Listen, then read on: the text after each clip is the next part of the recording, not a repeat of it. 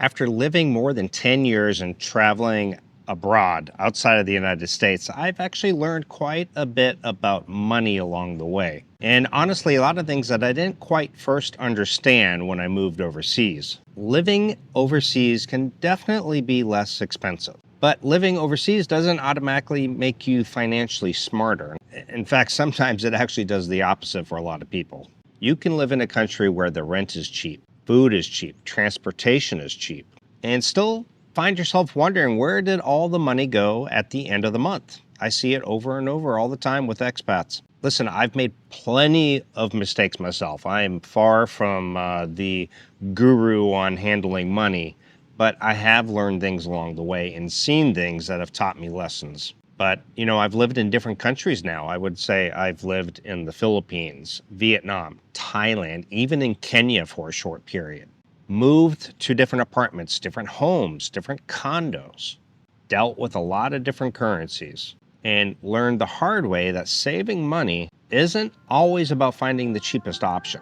So today I want to share 10 things that 10 years living overseas has taught me, and how some of these lessons really have nothing to do with how inexpensive it is to live overseas. Stick around for today's video. Southeast Asia calling me instead. Bangkok nights and Bali shores. Sick of dreaming, want something more. Pack your bags, don't hesitate. Gio, let's go. So the first thing, you don't need as much money as you think. One of the things that living overseas has taught me is that your lifestyle can change dramatically no matter where you live. In the United States, there are certain expenses that become almost unavoidable. Housing can be expensive, cars can be expensive, insurance can be expensive. You can spend a significant amount of money just maintaining a normal lifestyle in the US. And when you move overseas, especially to a place like Southeast Asia, you can sometimes eliminate or drastically reduce some of those expenses. Number one, you may not need a car. I haven't needed a car. Therefore, I haven't needed car insurance. Therefore, I haven't needed car repair and maintenance. You may be able to live close to everything. In fact, that's one of the things that I like and one of the things that I look for. I step out of my condo. I want restaurants, massage, gym, a mall, grocery stores, conveniences, and entertainment. So I don't need a car. And eating out doesn't necessarily mean you need to spend $30 or $40 every time you go out. But I think here's a mistake that people make. They hear that you can live overseas for $1,000 or $1,500 a month, and I blame the vloggers for this, to be honest. It doesn't work that way. And they think, great, that's all I need. Well, I'm here to tell you, it doesn't work that way. Your expenses are going to be determined by your lifestyle, not the particular city or the particular country. And a lot of people fail to recognize this. They see a vlogger saying, I'm living on $1,000 a month.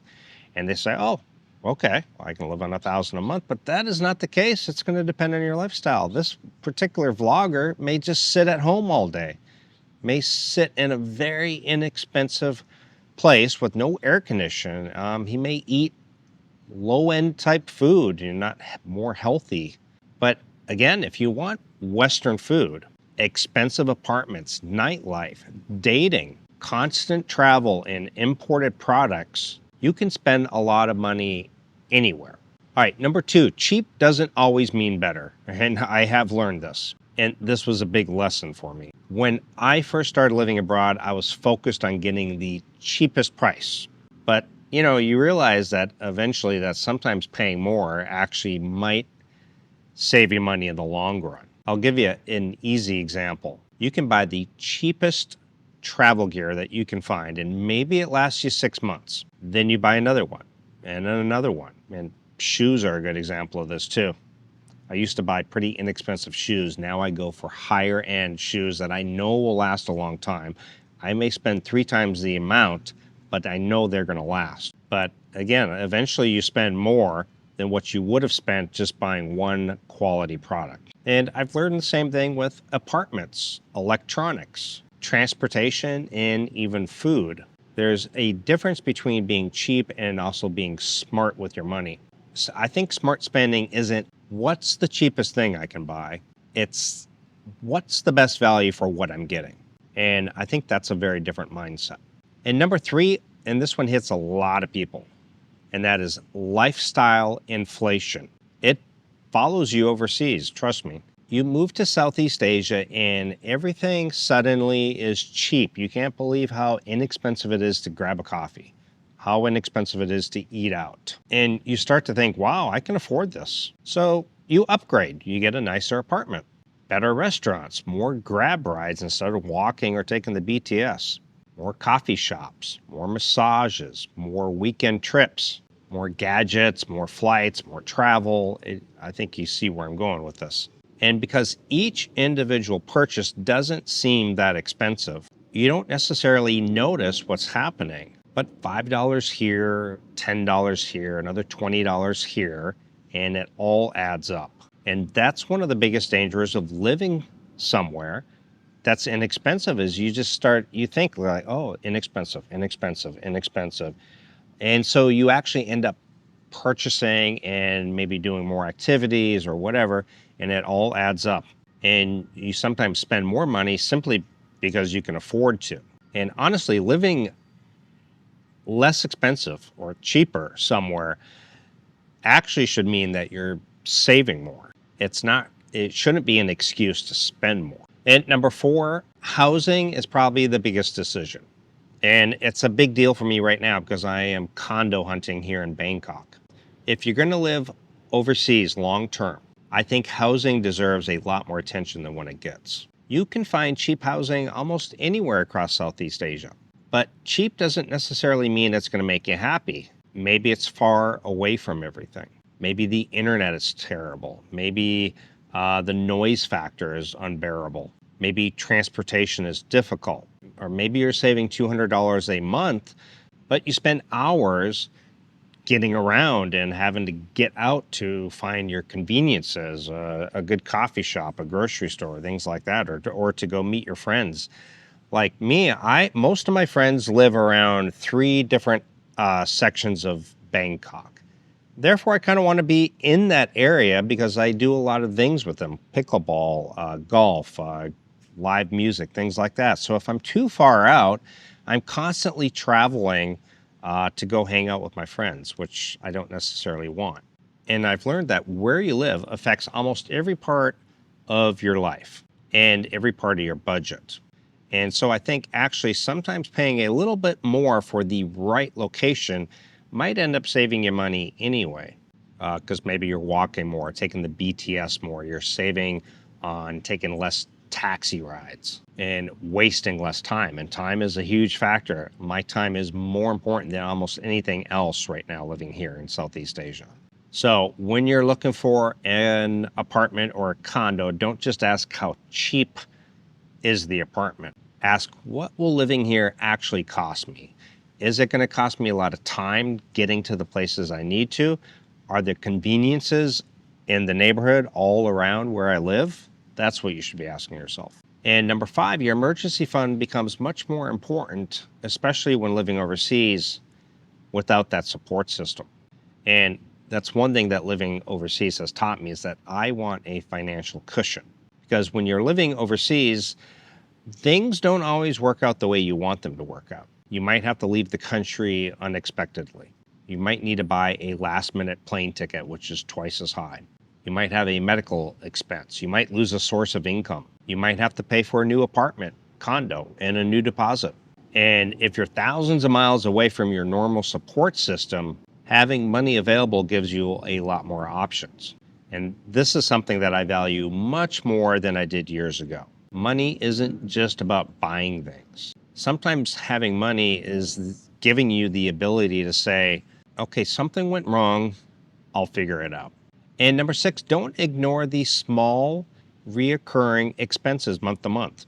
It's one of the easiest ways to lose control of your budget while living overseas. It's not really necessarily the big purchases. People tend to plan those out and think about those much more carefully. What they don't think about or plan for is the reoccurring stuff like subscriptions, apps, streaming services, cloud storage, gym memberships, daily coffees, delivery fees, ride hailing like Grab. Well, it's the little purchases that don't really feel significant at the time. And individually, they just seem small. But when you go out for coffee every day, you start adding that up on a daily basis for the entire month. You're like, whoa, that's a big chunk of change.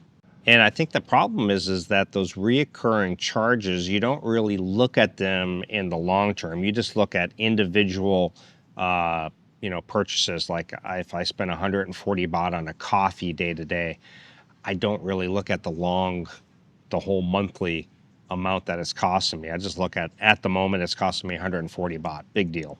And when you're living overseas, thinking it in, dollars or something, you might just think, oh, that's $5. What's $5? But then you've got, 10 things that are maybe only $5. And then all of a sudden, really, you got $50. Then you add another 100 or 200 to the lifestyle, and you've created a significant monthly expense without even really realizing it. Number 7, protect your money while you're traveling. And one thing I've become much more conscious of after years of traveling is protecting my information. When I'm using public or unfamiliar Wi-Fi, I'm constantly connecting my phone or laptop in airports, hotels, cafes, and other public places. That's one reason I use Surfshark VPN when I'm traveling. It gives me an extra layer of privacy when I'm connecting to the internet, and it's particularly useful when I'm moving between countries and using networks that I don't personally control. If you travel frequently, like I do, it's one of those things you can easily overlook until you actually need it. There will be links in the description and also the pinned comment. And number 8, don't let currency make you feel richer than what you really are. Just because maybe you're getting 62 pesos to the dollar, it doesn't make you rich. It's another thing I think you learn very quickly while living overseas. And because you go overseas, and like Vietnam would be a case on point. You go overseas and all of a sudden you're dealing with thousands in the local currency versus, in the US, you're a couple $100. But now maybe it's tens of thousands of units. And psychologically, sometimes that can kind of change the way you spend things. And sometimes you even lose track of like the change of, what the exchange rate is. And you might look at something and it might say 300 baht. And then in your head, you're thinking, well, okay, 300 baht, what is that? You're thinking 300 what? You have to constantly convert it back to the currency that you're budgeting in. And most of us, if you're watching from the US, then that would be dollars, but it could be euro, it could be Australian dollars, Canadian, whatever. And even when you think you're comfortable with the local currency, I still think it's important to have a general idea of what you're spending in your home currency. It's not because you need to obsess over every transaction, because you need to know what your actual lifestyle is costing you. And number 9, travel can destroy a good budget. It's probably one of the biggest lessons personally for me because I do a lot of travel, hence the YouTube channel name Gio On The Go. Living overseas in an inexpensive country doesn't mean traveling frequently is going to maintain that inexpensive lifestyle. You can have inexpensive rent, cheap food, cheap transportation, and blow your entire savings on flights and hotels in another country that you're traveling to or another city. And believe me, I understand the temptation because I constantly want to travel and go see things. There's a difference between living overseas and constantly being on vacation. And if your goal is to actually save money, you need to know which one you're actually doing. And number 10, I think the biggest financial benefit of living overseas is freedom. And this is probably the most important lesson that I've learned. When I first was living overseas, I was heavily focused on numbers. How much is the rent? How much is the food? Constantly comparing it.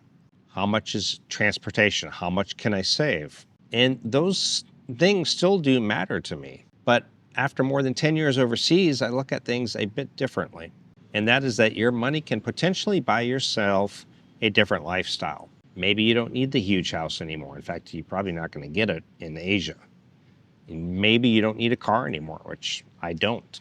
And maybe you don't need to spend your entire life working just to maintain a certain lifestyle. Maybe you can live somewhere that you enjoy, travel more, eat well, and have experiences that you couldn't typically afford elsewhere. I think that is the real value. It's not just about spending less. It's about getting you more freedom from the money that you have. So the biggest lesson that I've learned, well, if I could go back and give myself one piece of financial advice before I moved overseas, I think it would be this. Don't move overseas only because it's cheap. Move because the lifestyle makes sense for you.